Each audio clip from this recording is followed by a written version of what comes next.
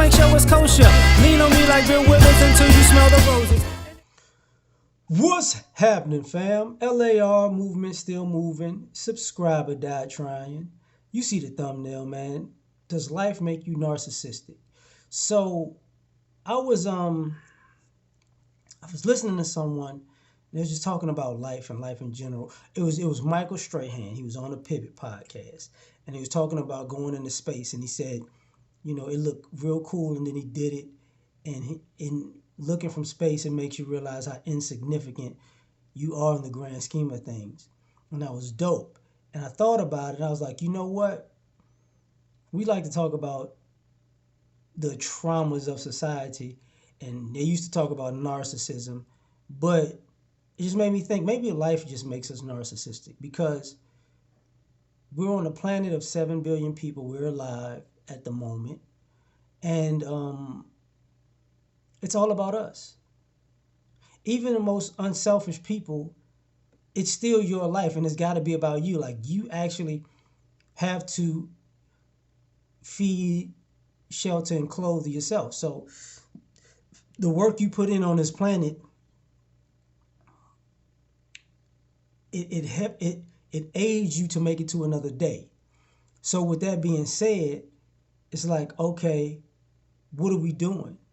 And what we're doing is, you know, we say self-preservation is the law of the land, but can self-preservation go into narcissism? And, you know, thinking about Dr. Frances Cress Welsing, when she was talking about genetic annihilation of Caucasians, maybe, just maybe, and I could be wrong, their narcissism is group-wide. You get what I'm saying? Their narcissism is a group thing. Like, everybody else is fighting their narcissism on an individual level, I would say, in other groups, and they're not thinking about the preservation of the total group because we could be extinct. And I thought about it like, man, life can make you narcissistic because we don't have, sometimes the vast majority of us don't have as much empathy as we claim we do. Because if something happens to somebody else, it's bad. But you can get over it. But if something happens to you, it's really bad, and you may never be able to get over it. And it's the part where people talk about therapy and how can I say this? The adversities of life, because everybody's adversity is personal. It's not it's not like, oh man, this happened to them, so that hurt me.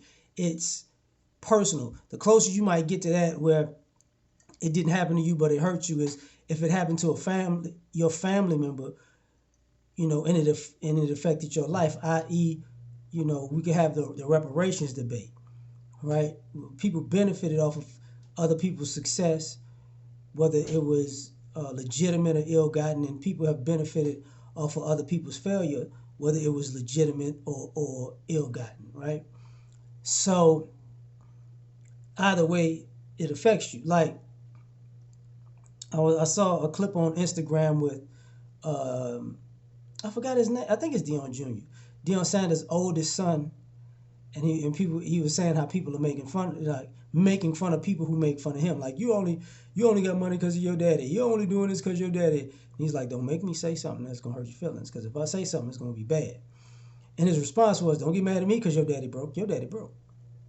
Yeah. Don't get mad at me because your daddy broke. No, mine not. Get a better daddy.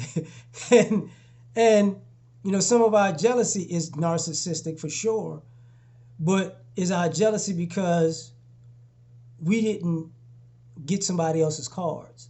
And sometimes our confidence comes from, man, I succeeded even if I didn't have this type of situation, and I'm doing better than people who had a better situation, so I'm better than them because I've proven that, you know, I'm Killmonger, I can come from the bottom, and you're T'Challa, you at the top. But a lot of people in the top position are falling to the bottom. Shout out to the Commanders, by the way. You know what I'm saying? Shout out to the Commanders. You know, but I still like this shirt, this hat. I done messed it up right now. But Um, the other thing that made me think about this is, even online, a lot of people are looking for something that can help them personally that day. I'm going through something. I needed, same thing with church. I need a word. You gave me a word. Like, I really needed to hear this. A lot of us, we're not searching for betterment of our future self. We're searching for something right now to fix our current situation, or even to pacify our current situation, or to give us insight to get past our current situation. But until we fix ourselves, that you can possibly not help anybody else. And I think that's the interesting part of, does life create narcissism? Because I think we would say some of the most special people in life are the people who can actually be a benefit to the world even when they're going through their own trauma and tragedy. So, I mean, it's interesting to me. But tell me what you think. Like, share, subscribe, or die trying. Catch y'all on the next one. Peace.